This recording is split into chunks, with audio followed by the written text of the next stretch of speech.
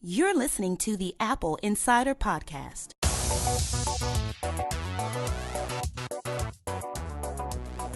Welcome to episode 17 of our show, where we discuss the latest news about Apple, iPhone, iPad, Mac, and more. We're recording on Thursday, May 21st, 2015.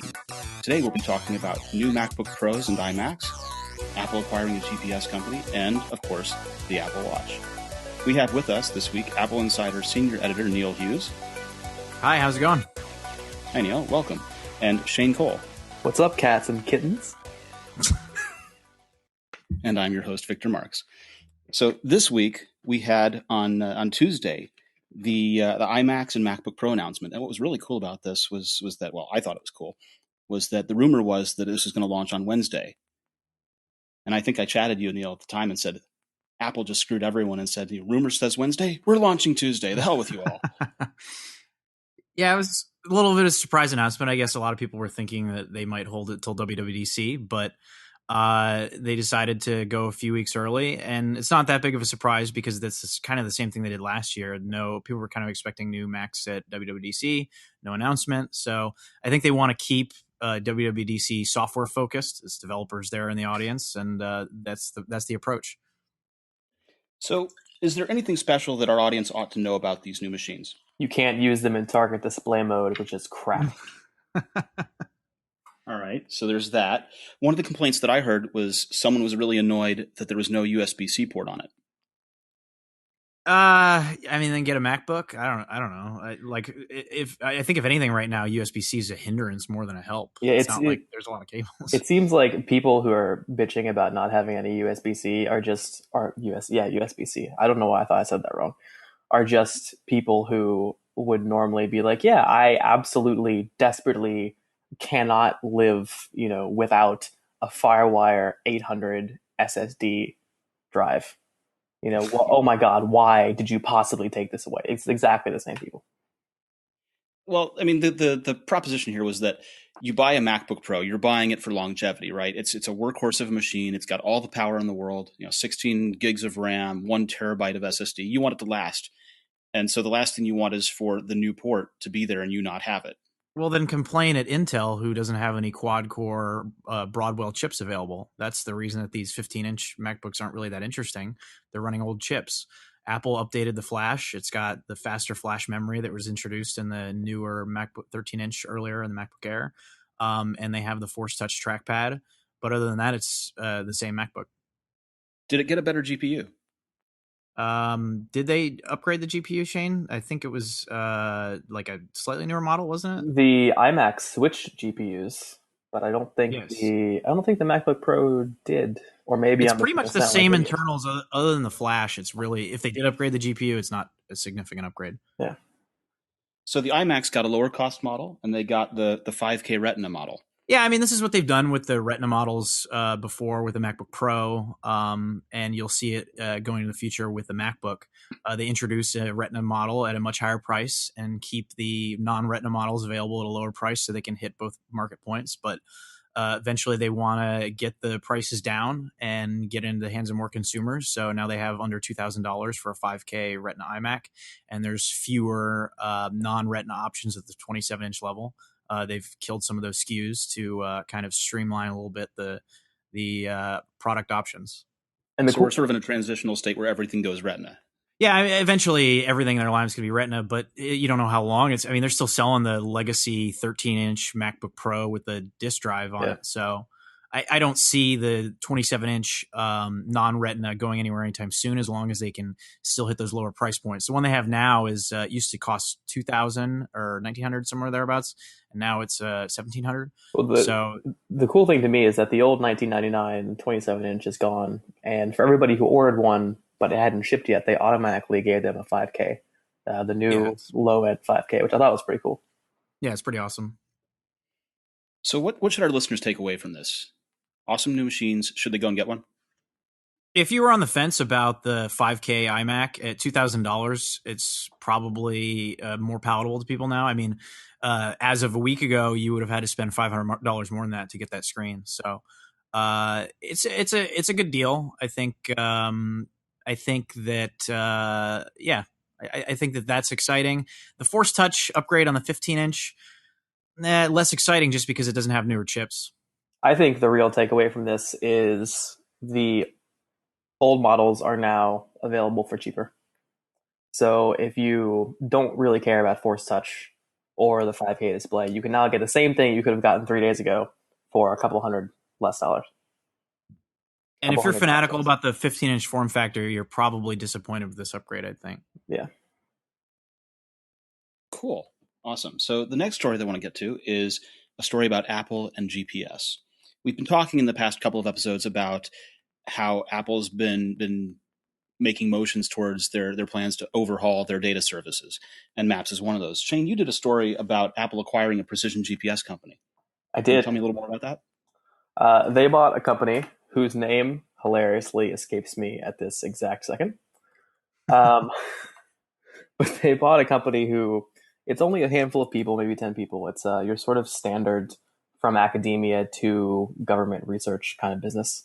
The name is Coherent Navigation. That's the one, Coherent Navigation. I had to Google it, to be fair. It's not exactly a known company. I was typing AppleInsider.com as I was stalling with those words. But yeah, it's a typical, people came from Stanford and Cornell, got together and said we can make a lot of money if we do some government contracts. So that's what they've been doing. They specialize, well, publicly anyway, we don't know what their classified stuff is like, but publicly they specialize in really high precision location technologies. Their biggest claim to fame was obviously iGPS, which everybody now thinks is going to be in the next iPhone, which is a combination. It's a technique that combines signals from the GPS constellation with timing data from the Iridium constellation. And Iridium is in low Earth orbit, GPS is in medium Earth orbit. So the idea is that by combining the two, you not only get better global coverage, but you can also get much more precise coverage. They think you can get out to about a centimeter resolution, which is the same thing you can get from Europe's Galileo constellation if you're willing to pay. But their centimeter resolution is only in Europe. The idea of iGPS is that you can get 1 centimeter resolution anywhere. But that's probably never going to happen because it's military, and the US military doesn't like to give up their secrets that easily. So in reality, what's probably actually going to happen is there's going to be some other kind of augmented GPS that will be in the iPhone 8 or 7, depending what the next iPhone is called. It won't be in that one. It'll be in whatever the next one is. So it's going to be a ways off. It's going to improve signal and quality for consumers, right? It's going to improve accuracy for maps and other navigation surfaces. Does it mean anything for the industry? What do you mean? Well, so this is something that Apple benefits from. Does it mean it changed the landscape in any way between Apple and Android or Apple and anything else? I mean, maybe if there's some kind of awesome new hardware that we haven't seen yet, but barring that, I don't think so. I think it's just another way to get better data, which they've really failed at until now. Yeah, it's important to remember. I think a lot of people don't realize because they just use GPS on their phone and it just kind of works and they're happy with it. They don't realize that GPS alone is kind of an old and flawed system. It's kind of slow and not as accurate as a lot of smartphone manufacturers would like. And if you remember back many years ago when Apple had the location gate so-called controversy where it was storing Wi-Fi networks, the reason that the phone was doing that is because the iPhone can use that information with remembered Wi-Fi networks and cellular tower data and all that to get your location faster, because GPS can take a minute or two or sometimes even longer in certain areas to lock your location and get it really pinpointed. So a lot of this stuff that they're doing is just in terms of speeding up and making GPS more accurate. If you've ever tried to use the compass feature on your iPhone and had to put it in a figure 8 to get it calibrated, or like, for example, in New York, you go up from a subway and then it takes forever for the compass to lock on and tell you which direction you're walking in. You hit a block in the wrong direction using the maps to try to get somewhere. So all those little things add up and lead to a worse experience with maps. And I think that acquisitions like this are an opportunity for Apple to kind of improve some of the flaws in the GPS system and associated mapping technology. Yeah, if you haven't used Maps in a while, by a while I mean a couple hours, and you pull out your Maps and you notice that you try to find yourself, and first it finds you kind of, sort of, and then in a little while it finds you more closely. That's a symptom of the progression from maybe cell trilateration, which takes the 3 cell towers and triangulates your location. Wi-Fi location, like Neil just said. There's also a GPS, which is slightly different. It's assisted GPS. It's mandated, I think, by the FCC actually, so that you can use E911 on cell phones. A GPS actually uses a data call back to the mobile network to get your location. But time to first fix for the GPS is usually 30 or 40 seconds. So as you see the progression of getting closer and closer to where you really are, that's moving through the different location options available until GPS is actually ready to go. And GPS can be off by, a few feet too, which is why sometimes if you're driving your car, it'll think that maybe you exited when you didn't, or maybe it'll think that you're still on the interstate when you exited. It can have that like 10 to 20 feet off kind of thing. Or sometimes it just randomly jumps and goes a little haywire and then kind of figures out where it is. But interesting, since you were talking about cellular triangulation, I mentioned as well, Shane, I figured I would note actually back in the day, the first gen iPhone did not include GPS, obviously, but you could still get location information from the phone, especially if you were in a heavily trafficked area with a lot of cell towers, because it would triangulate your location. And so I could get transit information on the first iPhone when I was in New York or something like that, even though it didn't have GPS, and it would get my location very accurately, surprisingly. They were also using Skyhook Wi-Fi as the database for that at the time. Well, they still are, I think. Skyhook is still a supplier. And that's one of the things I've noticed, and I think this is a good takeaway for our listeners, is that practically right now, even though this acquisition hasn't had an impact in an iPhone yet, the thing you can do today is keep your Wi-Fi on when you're out driving around, when you're out navigating. Just having Wi-Fi on will make it more accurate. Yep. That's I have location reminders set in iOS 8 reminders, and if I have Wi-Fi off and I'm driving around, they are wildly inaccurate, popping up blocks or even a mile away from where the actual location is. And if I turn Wi-Fi on, they are spot on. Yeah. So now we've reached the watch portion of our program. Shane, you've got an Apple Watch, and Neil, you just got yours. Is that right? I just got it on Tuesday, indeed. Congratulations. Yes, it's a very, very exciting time for me. You have joined the fold. I don't have one yet. I'm the odd man out here. But your wife doesn't have one either. No, she ordered a week after they went on sale. It took her a little while to decide whether she wanted it, and then she finally caved. So it's supposed to get here late June. Mine was delayed because I made the mistake of ordering the Space Gray Sport, which in the male-dominated pre-order world was apparently the most popular option, and those were backlogged heavily, but it finally got here on Tuesday.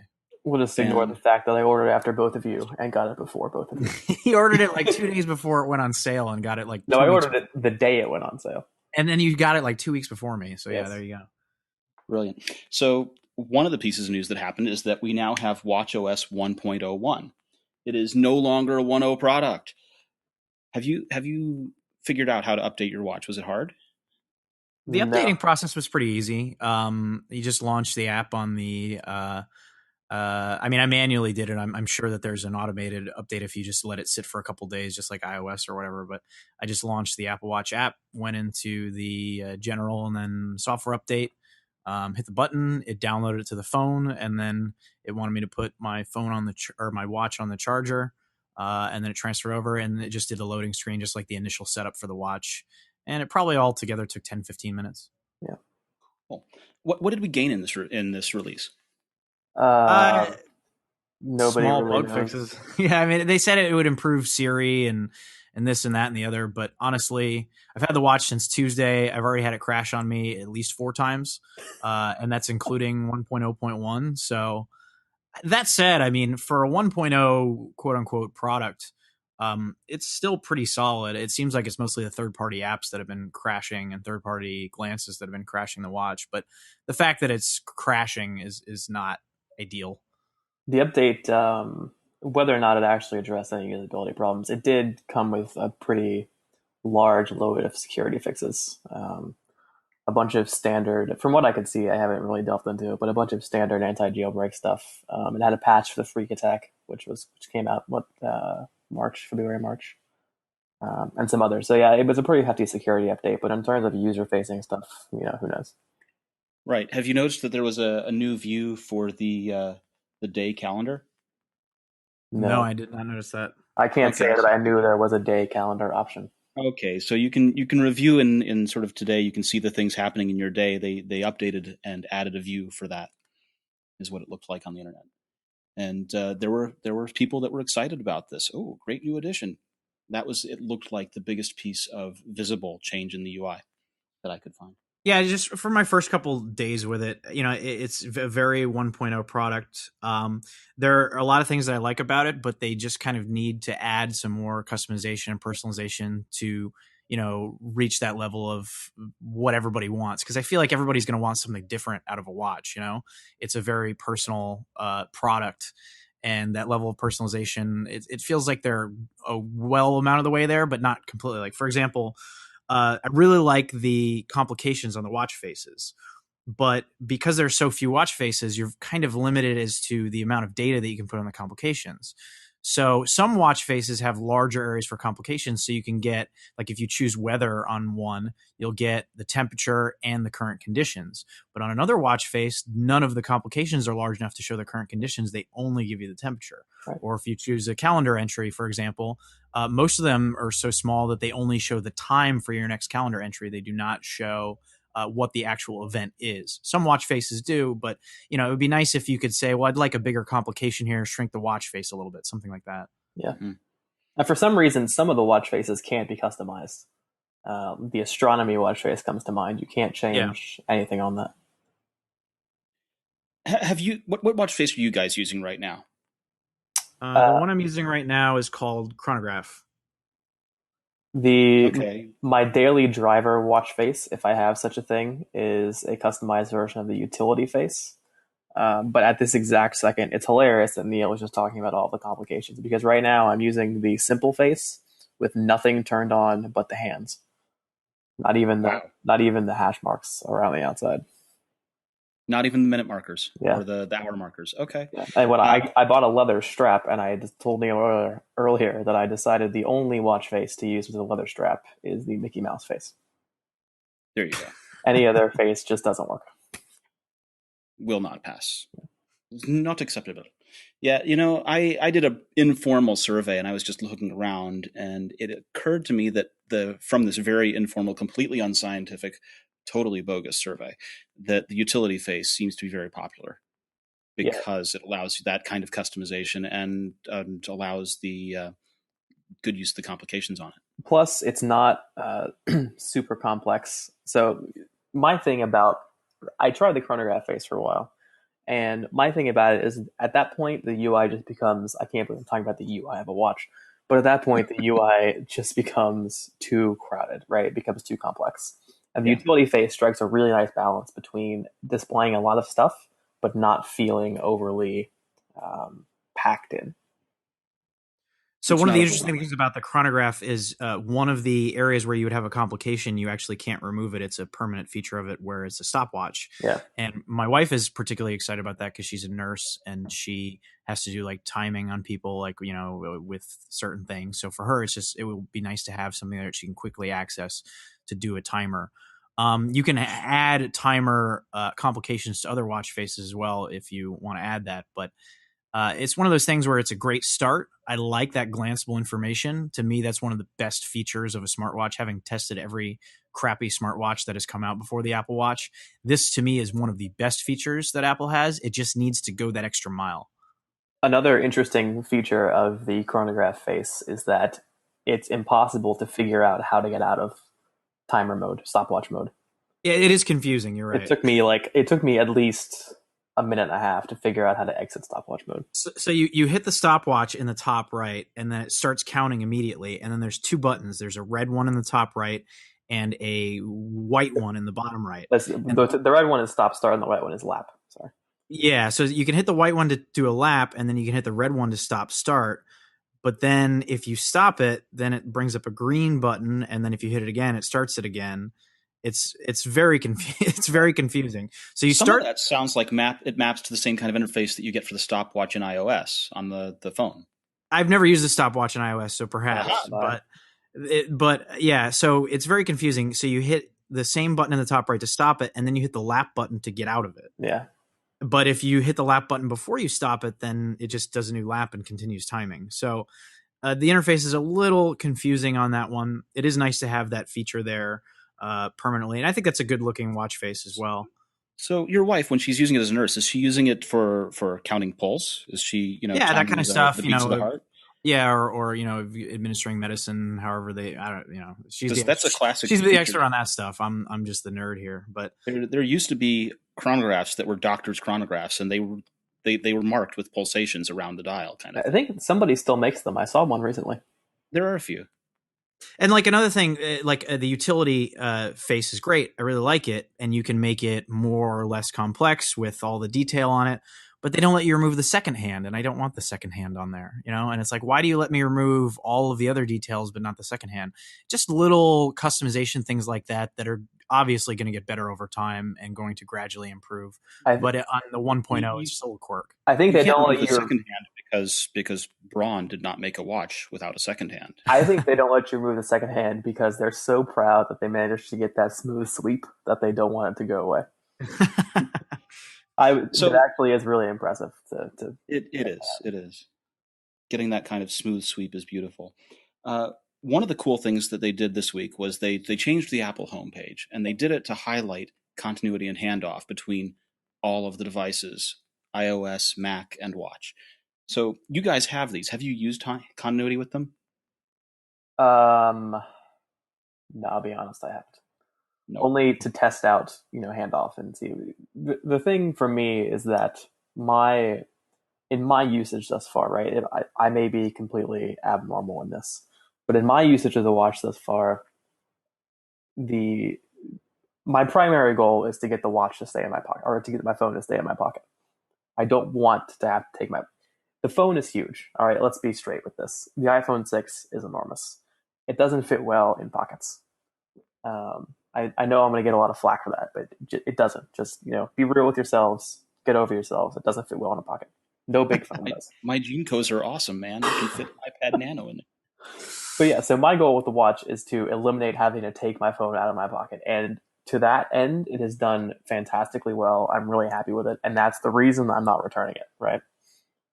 But I don't think that there's a compelling reason, aside from the occasional scenario in which you have groceries in your hand or something. I don't think there's a compelling reason to start anything on a watch that you have to finish on an iPhone. I think that going in, or maybe, I guess, a long email that you don't anticipate might be one. But going in what you're about to do. And I don't think there's any scenario in which you're going to go try and do something on a watch that you didn't contemplate, beforehand. You're never going to be surprised by the task at hand. And I think any situation in which you normally use handoff or continuity is, you just started on an iPhone in the first place. But what about the reverse direction? Start on the phone and you need to pocket it for some reason to pick back up on the watch. Also a weird hypothetical that'll never happen? Well, for directions, yeah. The problem is I don't use Apple Maps, so because there's no transit and I live in New York City, so Apple Maps is worthless to me. But, maybe if they get transit in Apple Maps, it'll be awesome. Or if Google Maps adds Apple Watch support or something like that. Yeah. I will bet you that transit is coming. Now, I would hope yes.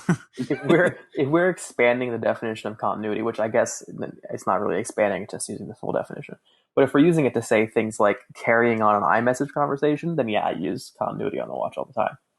But I'm thinking, when I'm talking about the interplay between the two, I'm thinking more along the lines of handoff, right? Where you're taking a specific action to move something from the watch to the phone, or the phone to the watch. Well, I think a big part of the watch, too, it's not going to be these third-party apps. I know that everybody's saying that apps are going to make or break it, but I mean, honestly, Shane, do you find yourself going a lot of the time to the app carousel and picking an app from there and launching them? No, other than the workout app. Yeah, I feel like it's mostly glances and watch faces. I feel like if you have an Apple Watch, you're going to spend 90% of your time there. And that's why the default setting on the watch is not to restart where you were when you pick up your wrist, but to take you back to the watch face, because that's where most of the time is going to be spent. They do have an option that you can change in the settings to pick up where you left off, what you were last doing if you're in some app or something. And so for the minority of users that really want to use their wrist like a phone, then they can do that. But I think for most people, it's about notifications and glanceable information. Gruber had what I thought was a smart take on this. He was talking about it in the context of the confusing operation of the digital crown. But what he said was that you have to think of if you think of the watch as bifurcated into two different modes, right? Watch mode and app mode, then a lot of the design choices make sense, which I think is totally true. But Yeah, I also I agree think with that. that watch mode is going to be by far the most important. I think app mode is just there because people expect it to be there in a smartwatch. I don't think this would have been hurt at all if the only third-party support was glances at launch. As long as the glances are actionable, like you can reply to a WhatsApp message or whatever. Yep. I don't think it would have been hurt at all to not have an app home screen. Yeah, I agree totally. Yeah. The apps themselves, I don't see myself going there a lot. And in fact, one of the things that upsets me about the digital crown and the way it works is when you're there and you scroll around the apps and then you want to go back to the watch face or the glances, you press the crown and then it centers you, which you would expect in iOS, because it takes you back if you're on the a different home screen. It takes you back to the main home screen if you press it again. So I understand why they did it, but I feel like it would just be better to immediately jump back to the watch face when I press it and just leave the app carousel entirely. Yeah. But one of the things I do like about the digital crown is, do you use the double tap of the home button or of the crown a lot? Yeah, all the time. Yeah, because that's a quick. So, obviously, that's one of those things that came intuitively to me, because you double tap to go into a multitasking tray on an iPhone. On your watch, it just automatically jumps you back to the last thing you were doing. And so whatever app you had open, it'll just jump you back to that. And I found that to be very convenient, especially in times like I went for a run the other day and I have my music on my watch, and then I was using the built-in Apple running app.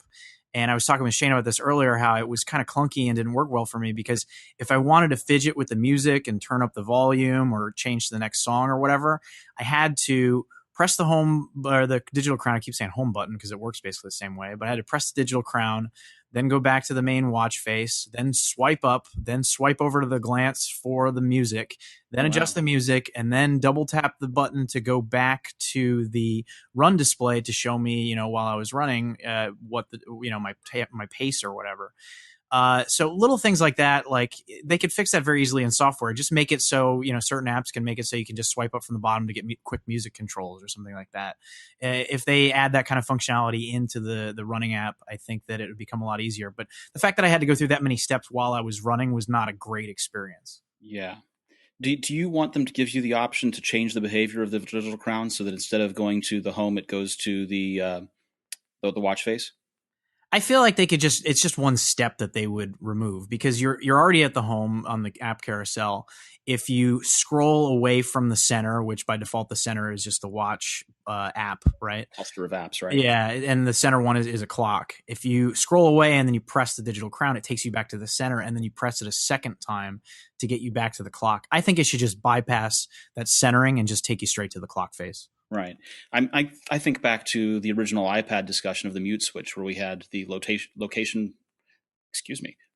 lock or mute, and we had just big debate out for being able to select that in the app. Yeah. In settings. Yeah, I did like the dedicated hardware rotation lock. I used that somewhat frequently. So the fact that it was ditched on the iPad Air 2, I understand why, because you can do it in Control Center now and all that. But I did like having that there. It was. I don't understand why. I miss that button very much. My wife's iPad Mini 3 still has the damn switch. Why can't my iPad Air 2? The Apple gods are capricious. Yes, they hate us. They smile upon us not. They smite us. For once in my life, there's something that they killed that I used, right? That never happens to me. I'm like that guy who usually uses it exactly like they intend for you to use it, so I really don't care that much. Geez, I'm the guy that they're always taking stuff away from. I'm still mad about iMovie. What happened? What about it? You Dead mean silence. the check? Yeah, I was an iMovie 6 or iMovie HD devotee, and iMovie 8 and future versions ruined it for me. I'm sorry. Yes, I'm that guy. I'm always constantly amazed by how great these apps are now on my iPhone. Like I'll do like quick edits of videos Oh on yeah, my iPhone, or like things that used to like I used to have to like break out a laptop and Photoshop and like do stuff to edit a photo, and now I can do it so quickly on my phone and so much more convenient. You know, for all these people that say you need a computer to get real work done, well, what kind of work are you doing? Because some of the stuff you can do on a phone or a tablet now is incredible in terms of its convenience. you are so right. And I like iMovie on the phone. It's just It's the great. Yeah, iMovie on the Mac is ruinous for me. yeah, My iMovie on the iPhone is awesome. my best iMovie on iPhone experience was sitting in an Apple store, actually trying to convince the guy at the Genius Bar that my computer was screwed up. Mhm. And unpredictably, while he was standing there, it wasn't doing anything, right? So I set my phone up to just record the screen for like 15 or 20 minutes.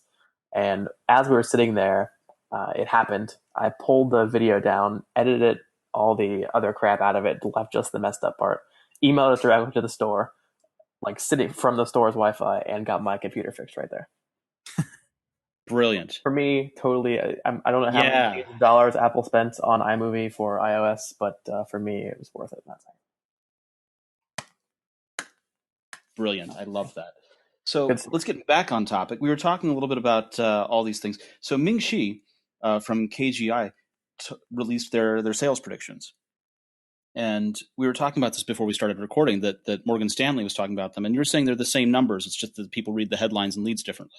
Well, I think that I think Ming Chi Kuo's note that he put out this week was written from the perspective of investors are expecting some huge number of watch sales, and it's not going to meet up to investor expectations. Which, by the way, investor expectations are all over the map for watch sales, and also they don't matter because Apple isn't going to announce watch sales, so who cares? But anyhow. We can we can speculate all we want about the sales figures, but what Ming Chi said was his predictions, and he's got pretty good sources in Apple's supply chain in terms of build outs and stuff like that. He's in the past had pretty accurate numbers on iPhone quarterly stuff, so I put some faith in what he says. He said, what was it, 16 million by the end of September? Mm-hmm. Yeah, he said the end of Apple's fiscal 2015, which is the end of September. So you're looking at the first 6 months of less than 6 months, right? Of Apple Watch sales, 16 million. Is that a disappointment? In the way he phrased it, he made it sound like a disappointment. But when I hear those numbers, I think that's pretty dang good. Everyone should have disappointments like that, right? And then competing analyst, U.S. based. Katie Huberty with Morgan Stanley came out the same day with a note saying she expects Apple Watch sales of 36 million in the first year, and she thought that was great. Well, the first year goes beyond September and includes the holiday quarter, where probably Apple's going to sell more watches than they did at any other quarter because the holidays, people tend to buy gifts. Apple sells more of everything else in the holiday quarter than they do throughout the year. So I wouldn't be surprised to see, a huge number of sales in that quarter alone. So yeah, for the first year, it sounds to me like both analysts are pretty much on the same page in terms of their predictions. 16 million through September, 36 million through the end of the first year, which would be April of 2016, which would include the holiday season in the US and the Lunar New Year in China. I think that's a pretty good recipe for success right there. If they could sell 36 million watches of a product that didn't exist a year before in its first year, that's a pretty good success, I'd say. Yeah, I'd feel pretty good about that too. But they're not going to announce the sales, so who cares? I mean, they already said they are not planning on announcing sales for the watch. We're not going to know what the sales figures are. So it might affect their bottom line in some way. They said that the margins are lower, and it's going to affect their margins going into the future quarters. But we can talk all we want about numbers, but we're never going to know them. And, the upshot is they make a watch, they sell a lot of them, and people seem to like them so far. Right. Yeah. They want to take the focus off the sales and how much of you can see they set that that right away. Like when the iPad came out, they were quick. They wanted to announce how many, we had 1 million sold in the first weekend or whatever it was. With the Apple Watch, they said, we're not going to announce the sales. And that Monday came after pre-orders started, and then the Monday came after the launch, and they said nothing about how many they shipped or how many they sold. They might give an update at WWDC and give like a generic, like, we've shipped X number of watches to date, but they're not going to give them quarterly, and they're not going to give regular updates because they don't want to be scrutinized in that way. Well, I mean, the biggest problem there is that the market is not rational, right? If the market was rational, they'd have no problem saying we sold 2 million watches. Right. But the market is not rational, and they're going to say, "Oh, you only sold 2 million watches, but you're Apple, you should sell 70 million watches. That's ridiculous. Sell, sell, sell." Right.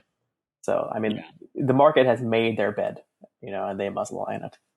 Yeah, the market is all growth. That's all they care about. And, Apple, the largest company on the planet, is posting 20+% year-over-year growth every quarter still. Yeah. And as soon as they stop growing that fast, even though they're still going to be the largest company on the planet, people are going to be upset and they're going to dump the stock because, God forbid, your company keeps making a ton of money if they're not growing. Even if it was half that number, any kind of double-digit growth would be amazing for a company of Apple size. A company that's on the verge of being worth $1 trillion market cap, right? And they're posting 20% year-over-year growth, making huge amounts of profits. Gross margins are at 40%. I mean, they could not grow at all, and they'd still be raking in cash and just and that's not good enough for Wall Street. Wall Street needs growth, so it's their own little world over there, and that's exactly why they're not going to announce watch sales. Just like Shane said, it's going to be deemed a failure, even if it's not. Yep. So something for our consumers, something for the listeners. So there are a ton of people out there that have got new watches. There are also a ton of companies out there that are beginning to make watch accessories. And one of them was Mophie, who made a dock for charging the watch. And they sent you one, Neil. Tell me about it. Yeah, so I guess it goes on sale soon. It's not yet available. It's up for pre-order, but they gave us a preview of it. I'm a sucker for docks. I really like all of my gadgets having a home that they can kind of go to, not just for charging purposes, but just for OCD purposes of I own stuff and I need a place to put it and feel like it's just right there. So as far as docks go, it's pretty nice. It's aluminum and leather. The thing I like the most about it is it routes the cabling through it. So you can it hides the USB wire behind it and through the base of it, and then straightens it out and pushes it out the back. And you basically, it uses the magnetic charger, so you have to use your own charger.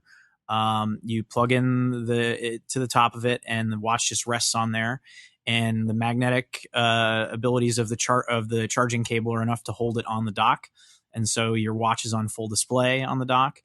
It's a little pricey, considering it doesn't have the cable in it. You got to bring your own cable, and it costs $60. That's a bit much for a lot of people, but you're also talking to a guy who bought an Elevation dock for over $100, and I had to bring my own cable for that too. So I am used to spending a little more on docks. So if you don't mind spending the $60 on it, I think you'd be pretty happy with this. But there are going to be other options out there too, and you want to find something that aesthetically is right for you. The mix of leather and aluminum is okay. It's not an ugly dock. It's okay looking. And it fits right in with the aesthetic of the watch, I think. It looks nice enough, and I'm generally pretty happy with it. I mean, it's hard to praise or hate on a dock if it works. So it works. So if you had to nail it down, recommend or not, fly or fail? I'd recommend it. Yeah, absolutely. If you're okay with the price at $60, I think a lot of people are going to know right away when they look at it and hear the price, because other than that, it works exactly as advertised. But if $60 is too much for you, you don't like the look of it, then it's not for you. It's a piece of metal with a hole in it. Exactly. I mean, it does what it's advertised to do. It has leather. It looks good. It feels good. Sturdy construction. The cable is hidden. So if you like a clean aesthetic on your docks, you'll be happy. But is it rich Corinthian leather? It is not. They called it premium leather or something like that. So yeah. Only the finest for the points down on the rich Corinthian leather. Only the finest for the Mophie dock. So yeah, I would recommend this if you're in the market for an Apple Watch dock and you don't mind spending $60. By all means, have fun. Cool. So now I want to talk about analysts again, but this time we're talking about analysts and their expectations and the TV that would not die. Oh, geez. Oh, yeah. So the Wall Street Journal released a report saying that there had been such a project as an Apple television set. That is a whole LCD panel and everything. And so sad for everyone that project was canceled because Apple just couldn't make it up to their standards for what they thought it ought to be. And Gene Munster of Piper Jaffray has been going on for the better part of a decade almost, saying that Apple's going to make a TV set. Apple's going to make a TV set. On every call, every analyst call, he pops up and says, "So Steve, you going to make a TV?"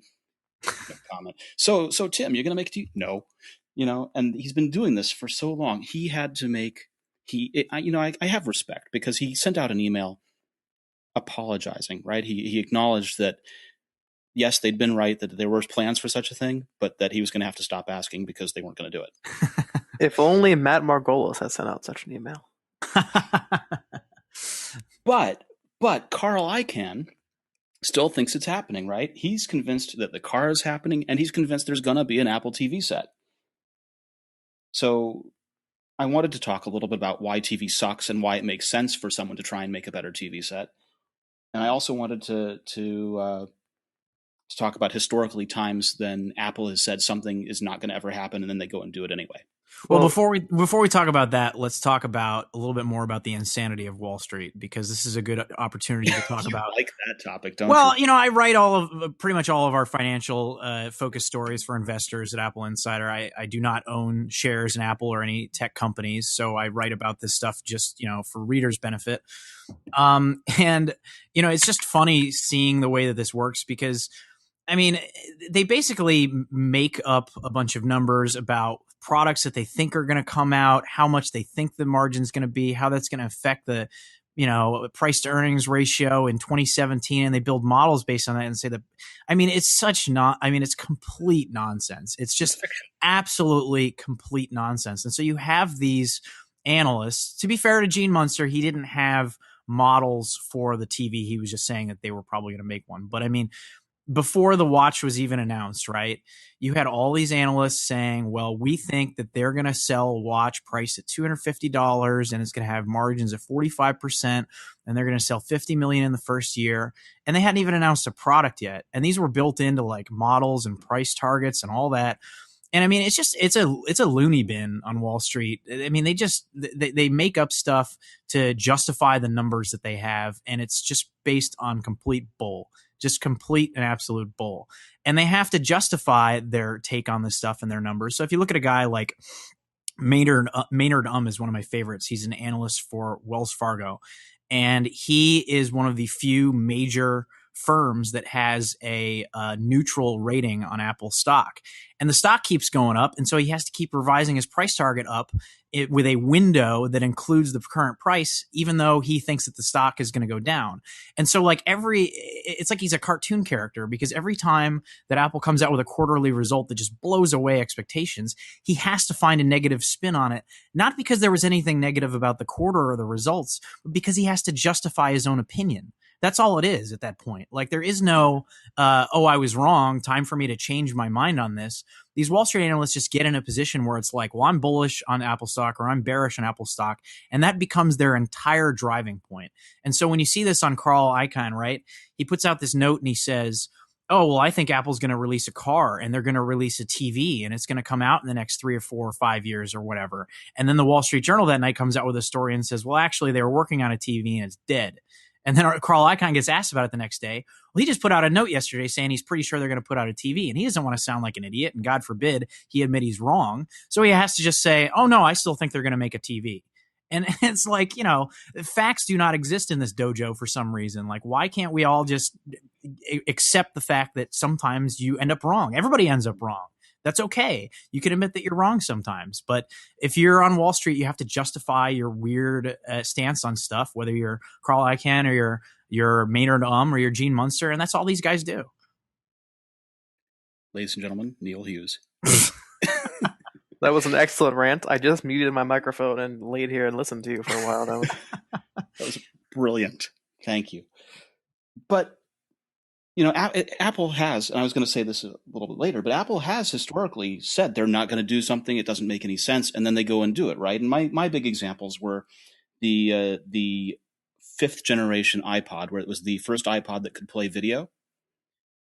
For years, and especially once they started doing color screen iPods that it could eventually play photographs, they'd said, No one wants to watch video on a screen the size of a postage stamp. No one wants to watch video in their hands. We're just not going to do it. And then they went and did it. Well, they have to add a feature. I mean, at but some I mean, point. I don't think that these two situations are broadly comparable, right? Okay, well, they'd said the same thing about the iPad mini, right? They'd said that the 10-inch iPad, the original iPad size, was the right screen ratio and the right size, and that any smaller than that would make the interface unusable for touch. It just didn't make sense as an iPad. And then they go ahead and show us the iPad mini. And I think even that is not a comparable situation to what we're talking about with TV, because TV is at this point, how old is TV now? It's 70 years old, television. It is a commodity 1930s, industry. yeah. Or fine, even older, 90 years old. It's a commodity industry. Televisions are commoditized. When I can go buy a TV at Costco, a 55-inch LCD TV for $100, all right, there's we're not there yet, but yeah. There's no point in getting into this industry as a TV panel vendor, okay? There's a reason. There's a reason that you can't buy a non-smart TV, because that's the only way to really differentiate yourself, right? Unless you're talking about the extreme high end. The only way to differentiate yourself is with software. And that's where Apple's going to go. The Apple TV will never be an actual television. I'm sorry. It will never happen. Never, ever, ever, ever, ever, ever will it happen. And I think we're seeing the problem. We're seeing right now, the Thunderbolt display hasn't been updated in 2 years, 3 years? Yeah. Right? I mean, Apple clearly has no interest in selling panels of any kind unless they are bolted onto a laptop chassis. So I'm just saying that the reason why you'd want one is that all of those TVs that you can buy at Costco or wherever, they all suck. Well, no one cares, because they don't even want to use these built-in smart features. They want to plug in their Xbox or their Apple TV or whatever, and they just want to get away from that crap. I don't think features in these TVs are any worthwhile. Here's the question: Do you mean their software features suck, or do you mean the panels themselves suck? No, the software features suck. The panels themselves are fine. I mean, I'm asking, fine, but everything else around the panel, every part of it around the panel, sucks. Yeah, HDMI, HDCP sucks. Yeah. So imagine TV input sucks. So imagine a scenario in which you don't down sucks. Universal remotes suck. Remotes with 55 buttons on them suck. Every part of the television experience sucks. You try and go to someone else's house, you pick up the remote that's on their coffee table, and you can't do anything with that. TVs suck giant. So imagine a scenario in which the TV is just this is how it is in my house right now, right? My TV is a dumb display. Yes. I don't use any of the features on my I don't even use the HDMI switcher feature on my TV, right? Even though it has multiple HDMI inputs. That's the future we're going toward. Apple has they don't really give a damn what you do with your actual television set, right? They just want to own the part that you actually interact with. Exactly. Right, and they want to be HDMI input one. Vizio, no one had heard of Vizio before 15 years ago. Why are they the biggest TV company on the planet now? They didn't exist 15 years ago. Yeah, because they sell the cheapest TVs, and people just want a TV. And it's like, well, it's 1080p, and it looks great. And they go into a store, and consumers, when they're in the stores, it's like these stores think that we're all like insects drawn to the brightest lights. They just crank up the contrast and the brightness. Oh, look at this bright TV, and you go, oh, great. And then you buy it, bring it home, and you keep the TV for 7 or 8 years. You don't care about this crap. Mm-hmm. And the TV companies, they've been hurting because it's a commoditized, high competition, low margin business. And you can see all the trends every year at CES, where they're all headed, just the herd mentality of the TV business. So 3D, it started out with 4K, HD, right? It was 720p, then it was 1080p. Then the next big thing was 120 hertz, because 120 hertz could display native 24p content. So like Blu-rays, if you want to watch movies the way that they're filmed at 24 frames per second without the 3:2 pull down. We're getting real nerdy here, but that's what they did, was they go with 120 hertz, and they go, well, people like their hertz, let's do 240 hertz. And it was like, wait a minute, there's no 240 frames per second content that can even be played on these TVs. What is the point of this? Well, Auto Motion Plus, where it gives you that soap opera effect and it looks like crap. And they just added that stuff on. And then nobody was buying TVs, and they go, well, let's go 3D. And then they put 3D on the TVs. Well, nobody bought that. Well, let's go, with smart TVs and cameras. Well, nobody bought that. So now let's go 4K. Well, that's not really working. So let's go with 8K, Ultra HD TVs and stuff. it's the same. Everybody's doing the same trends every year. They're trying to add bells and whistles to the TVs, and the average consumer just doesn't care. They have a panel, they watch House of Cards on it, and then that's it. I mean, they keep it for 7 or 8 years. As long as your TV doesn't die, why would you get a new one? Even average consumers, right? Even people who care about this don't care about their televisions. Exactly. I like my favorite TVs are Samsung TVs because they have that like super thin bezel around the outside. They look good. Yeah. But other than that, I don't want their camera in their TV. I don't want their smart apps. I don't want any of that crap because any box that I plug into the TV is going to work better. The Apple TV is going to work better than their smart apps. An Xbox One is going to work better than their smart apps. And at that point, you're just going to plug something into your TV. Yeah. And that's the market Apple's going for. And you're going to see a new Apple TV at WWDC, and it's going to have apps, and it's going to have voice input, and it's going to have all that stuff, and it's going to work a million times better than any TV you can buy on the market right now.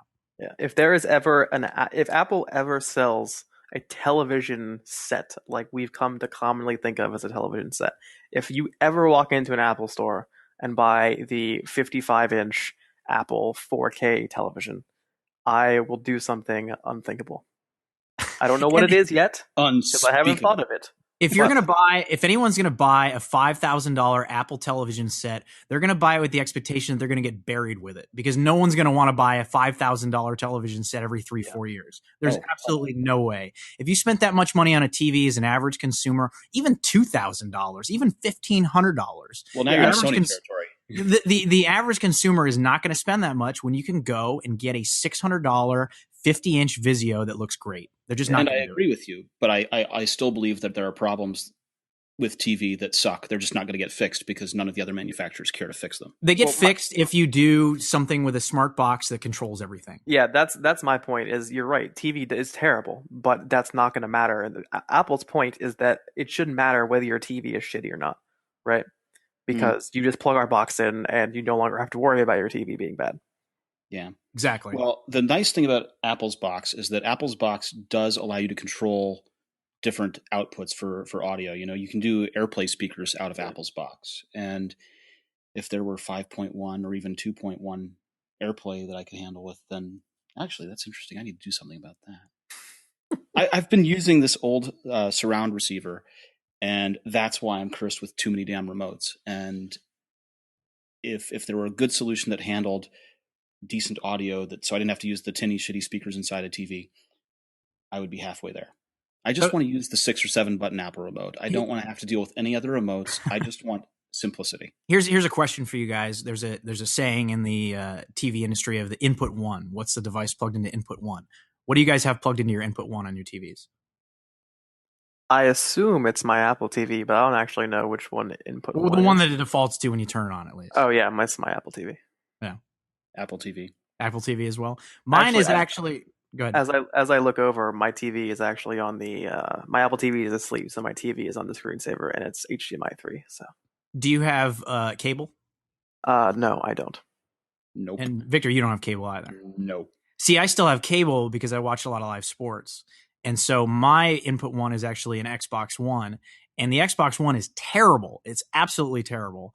But it allows pass-through of my cable box. And so it gives me the best of both worlds, live TV and apps and some horrible voice control. So it's just like it's the best option of a series of awful options. And that's the only reason it's my input one. I, too, watch a lot of live sports when I can, obviously. And that has been – it used to really bother me that I couldn't watch some sporting events that I wanted to see. But that has been largely solved for me now with Sling TV. Because with Sling, I have ESPN, and I have TNT, and I have TBS. But there's no Apple Watch app, or there's no Apple TV app. There is not an Apple TV app. Wow, you just confused the hell out of me. You're right. How are you getting Sling to your television when there's no Sling on Apple TV? Because I also have a Roku. Okay. There we go. That's part of the problem, and hopefully a new Apple TV with an App Store, let's solve that. Which Sling very kindly gave to me. I should note. They would want me to note that. But that is why I would like to have a cable pass-through option on a new Apple TV that would play nice with current cable operators, because you know that those guys are going to be real sticklers, and they're not going to want to give apps to Apple to let IPTV happen. So do what Microsoft did and just bypass it entirely. Allow it to hijack the cable box and control it. It's still going to be kind of a crummy interface. It's going to be a patchwork workaround, but it's going to make it your input one device. I would gladly sacrifice my Xbox One to use something with Siri and apps that works better than that, because there's no natural language support on the Xbox One. If I tell it to turn on or turn off, I have to say a specific series of words to get it to work. I can't casually speak to it like I can Siri. So if Apple can get that figured out, it's going to be a killer product. It's going to be a huge hit. So until I got the Apple Watch, I would have said that sounds amazing, if only because there will finally be something in my house that can always hear me when I say, "Hey Siri." But now that I have my Apple Watch, there always is something that can hear me when I say, "Hey Siri." Yeah, that's awesome. Yeah. So I was watching this trailer for this movie that's coming out, and to be honest, I wasn't sure what I was seeing. It had Michael Fassbender in it, and they were acting like they were quoting Steve Jobs. Have you guys seen this trailer?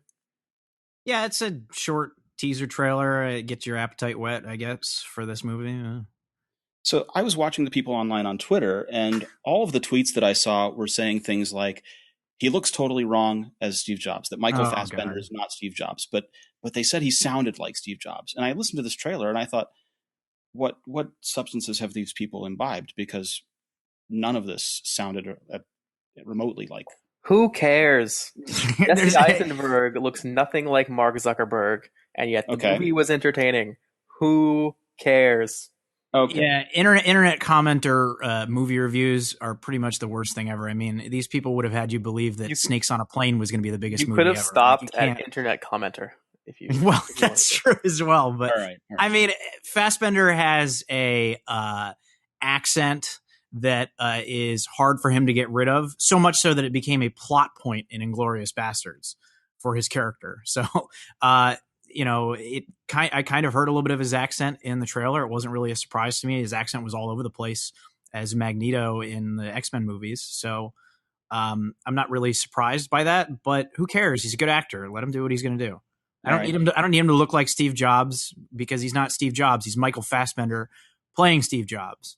I'm interested to see, how the movie portrays Jobs, because The Social Network was an interesting movie, not exactly historically accurate for Mark Zuckerberg, including an entire subtext of the movie where he was basically created Facebook to try to get with a girl, whereas in real life he's been dating the same girl for like 15 years. So. Yeah, but that was a good nerd story, right? Let's just back up for a second here, right? It's not historically accurate as far as Mark Zuckerberg says. But it's not as though the story was just made up from nothing, right? I am correct. Having previously been the kind of nerd in college that Mark Zuckerberg was, I am 100% sure that I would have done the same thing had I had that thought.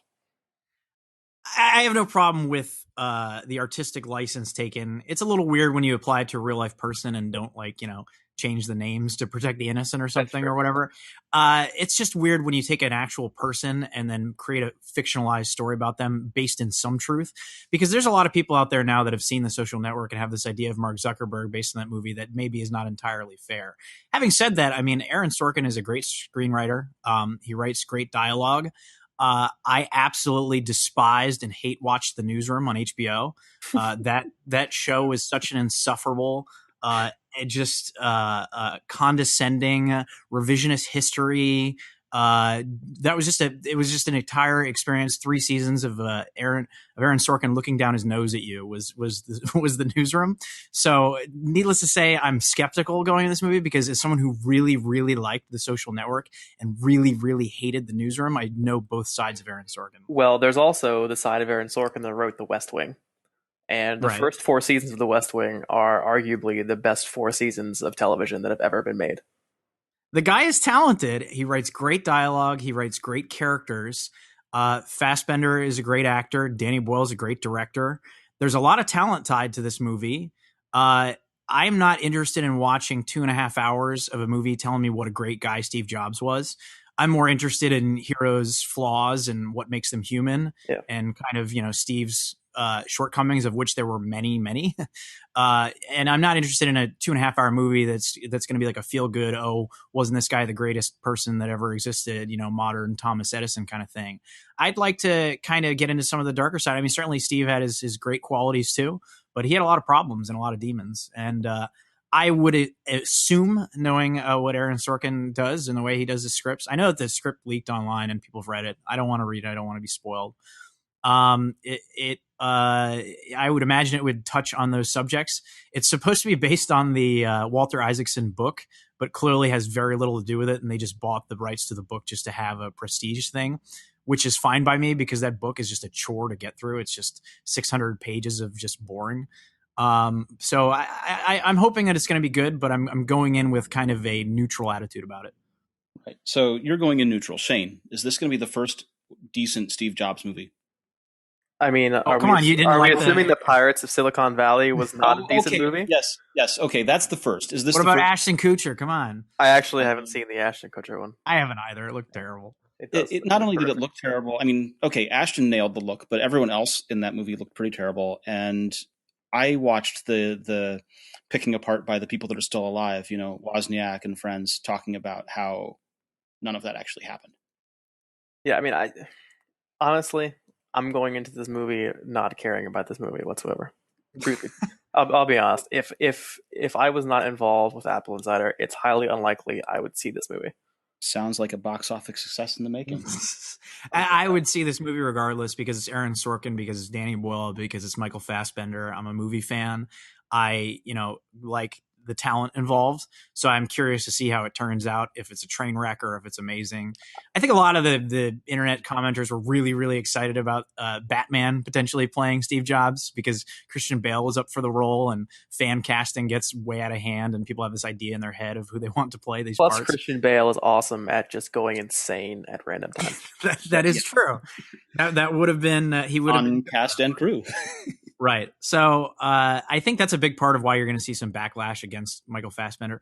Who gives a crap if he looks like Steve Jobs? Does it really matter? Do you care? Because I don't care. I should clarify. When I said I wouldn't see this movie, what I meant was I wouldn't see this movie in theaters. I would wait until it came out on HBO. You would pirate it? No, I wouldn't pirate it. That's truthfully, pirating today is just way too much effort. It's way too much effort. It's so much. Yes. In terms of my time value, it's so much cheaper to just rent the damn thing. Are you kidding me? One of my favorite things is, Shane, you can probably elaborate on this more than me, but in Hong Kong and elsewhere in China, and even here in the US in some areas, where they sell pirated movies on the street and they make their own custom movie posters and covers to make the movie look more exciting than it is. So they'll mash up, they'll throw Arnold Schwarzenegger into a Star Wars movie or something, and they put every Tom Cruise is randomly on the cover and stuff, even though they're not in the movie. Yeah, you see that a lot more in mainland China. In Hong Kong, they're much more highbrow about it. They usually get generally the correct thing put on the cover. I want to get the bootleg. I want to get the bootleg shot in the back row with a handheld camera. Copy of the Steve Jobs movie with Michael Fassbender, and they Photoshop Professor Xavier onto there, and Arnold Schwarzenegger's on there from Predator. That's the copy of the movie I want to see. But they changed the script for China, right? You've heard this, haven't you? No. There are whole scenes that get filmed for screening in China that no one else in the world sees. Oh yeah, for other movies. Yeah. One of the first ones to do that was Iron Man 3. They did this scene where the most famous actor in China, I don't even know who the heck he is, but Robert Downey Jr. gets on the phone and calls up and he goes, "We need your help in China." And the guy goes, "Okay," and then hangs up the phone. And they just put that in the Chinese release, and people went nuts. And the movie made a ton of money over there. And there's another part at the end where there's the doctor taking the shrapnel out of it. Spoiler alert: the doctor taking the shrapnel out of him is Chinese. But yeah, I saw those, and I didn't actually realize those were China-only scenes until I saw the movie again later without them. Yeah, and then the new Transformers did a big action piece in China. They do a lot of that now to cater the Chinese. Was it in Hong Kong? Yeah, I was watching that part going, how did the dinosaur get from way up in the New Territories to Causeway Bay to Saingpun back to Causeway Bay in 5 seconds? It's a robot, man. Yeah. Wow. Well, all right. I think we're going to wrap up. And if dinosaurs come to Causeway Bay and Apple introduces a TV, you're going to hear about it on Apple Insider. Thanks for listening. Share with your friends. I'm so glad you were here, Neil. Where can people find you on the internet? I'm on Twitter at @thisisneil, and you can read my stuff on Apple Insider. And Shane, where people can find you? Well, if I've done my job, you can't find me on the internet. But otherwise, I'm on Apple Insider. Thanks for listening. Share with your friends, and please consider leaving a review on iTunes.